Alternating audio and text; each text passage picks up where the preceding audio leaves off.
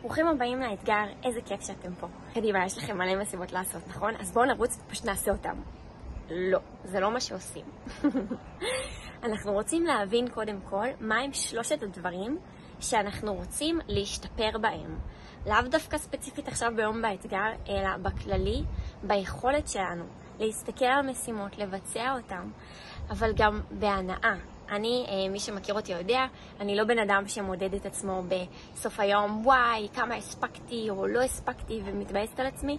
אני כבר ממש לא שם, היה תקופה שזה היה ככה, וזה מה שאני גם מלמדת לצאת מהמצב הזה שאנחנו בהלקאה עצמית, על ההספק, חוסר הספק. אני רוצה להגיד לכם שזה יושב בסופו של דבר על 3 דברים עיקריים שאתם ככה תחוו באתגר הזה כבר עכשיו.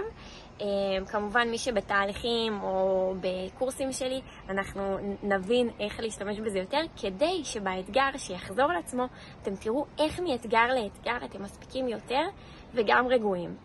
אבל כבר עכשיו אני בטוחה שאתם יכולים לעשות ולהספיק הרבה בעזרת הכלים שאני אתן לכם פה. אז 3 דברים. הדבר הראשון זה הערכת הזמנים שלנו. אנחנו חושבים שזה ייקח זמן מסוים, בפועל זה לוקח הרבה יותר. באתגר פה אנחנו רוצים לקחת משימות שאנחנו יודעים כמה זמן באמת הם אמורים לקחת, ובשביל זה אנחנו נבחר בעצם משימות שלוקחות 2 עד 15 דקות. אני קוראת להם משימות זבנג. הן יכולות להסתיים כל כך מהר, ומשום מה אנחנו פשוט דוחים אותם יום אחרי יום אחרי יום, ואנחנו נזכרים בהם תוך כדי שאנחנו עושים איזשהו משהו. א', זה מוריד את התחושת מסוגלות. ב', אנחנו מנענו מעצמנו מה שאנחנו כן יכולים להתרכז בו או לעשות בזכות זה שסיימנו את המשימה הקודמת. יירשם לאיזשהו קורס, אבל עד שלא נרשמתי לקורס אני לא יכולה לצפות בו. אז למה המשימה כל כך קטנה הזאת מעכבת אותי?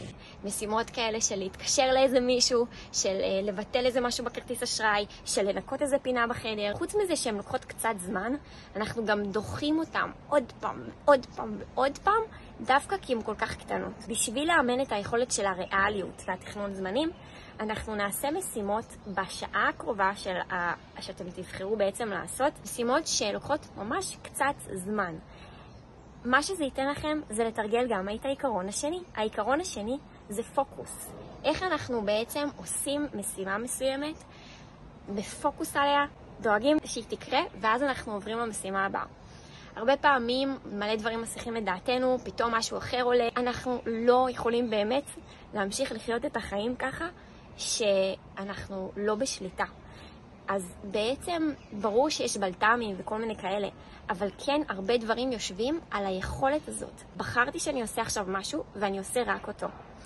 זה למה, זה עוד סיבה שאנחנו בוחרים משימות שהן קצרות, כדי בעצם להוכיח לעצמנו ולתרגל את היכולת הזאת של עכשיו אני מסיים את זה, סיימתי, אני עובר לדבר הבא, סיימתי, אני עובר למשימה הבאה. ליצור את העיקרון הזה, השלישי, של המומנטום. מאותה סיבה, אנחנו עכשיו רוצים ליצור מצב, אנחנו כל כך יודעים מה יש לנו לעשות, ואנחנו כל כך בהירים כמה זמן ייקח לנו, ואנחנו מצפים מאיתנו שזה יקרה. אנחנו גם שומרים על פוקוס, ואנחנו פשוט על זה, שאנחנו פשוט נרגיש את האנרגיה הזאת של אני טורף היום את היום. אני מספיק היום מלא דברים. אני מקווה שאתם מוכנים, כי זה כאילו באמת, מה זה מרגש אותי. ואני חושבת שזו הזדמנות באמת לתרגל את היסודות האלה, נאמר, העקרונות האלה, שישרתו אתכם באתגר וגם בחיים האמיתיים, ביומיום שלכם. תחשבו אם אתם מקדישים שעה ביום רק לדבר הזה, זה מטורף. כמה פעמים אנחנו נזכרים במשימות הקטנות האלה במהלך היום, תוך כדי שאנחנו מבצעים משימה ואנחנו כזה, כן, אנחנו נגיע לזה, כן, נננה, כן, נננה. לא, עכשיו אנחנו מתמקדים, עושים את המשימות הקטנות האלה, מפנים אותם מהראש שלנו. בשביל האתגר, בואו נלך אולד סטייל, אוקיי? קחו דף נייר, קחו עט, ותחלקו את זה ל3, סבבה? חלק ראשון, משימות שלוקחות 2 דקות, משימות שלוקחות 5 דקות ו-15 דקות. אחרי זה אתם בעצם כותבים את המשימות שעולות לכם לראש עם ה-PDF שאני שולחת לכם, שזה פשוט יעלה לכם כל מיני אסוציאציות ויזכיר לכם משימות שיש לכם. אם אתם רוצים כזה רק בשביל עצמכם, אם יש משימות שלוקחות יותר זמן, שימו באיזה דף נפרד, זה לא קשור לאתגר, אבל זה גם יכול לעזור להיזכר בהם. בכל אופן, אחרי שיש לכם את ה-2, 5 ו-10, אתם פשוט טורפים את ה2 דקות, אחר כך את ה5 דקות, אחר כך את ה15 דקות, בקיצור, אני מחכה לזה כבר, בא לי לראות לשמוע איך אתם אוכלים את הדבר הזה. זה לא מרגש? זה לא מרגש? יאללה, בואו נתחיל. רגע, דבר אחד אחרון חשוב, אתם כנראה לא תגיעו ל100 משימות בשעה, אוקיי? זה לא ריאלי, אבל ביום אולי תפתיעו את עצמכם.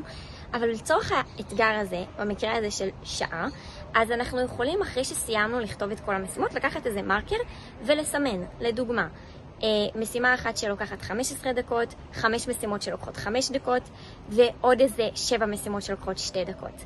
בסוף אתם תראו שזה יוצא כמעט שעה, לא שעה מדויקת, כי עד שאנחנו עוברים ממשימה למשימה, לקחתי את זה גם בחשבון, כדי שאפרופו נהיה ריאליים, אז ככה תחשבו מה אתם יכולים לעשות במסגרת השעה,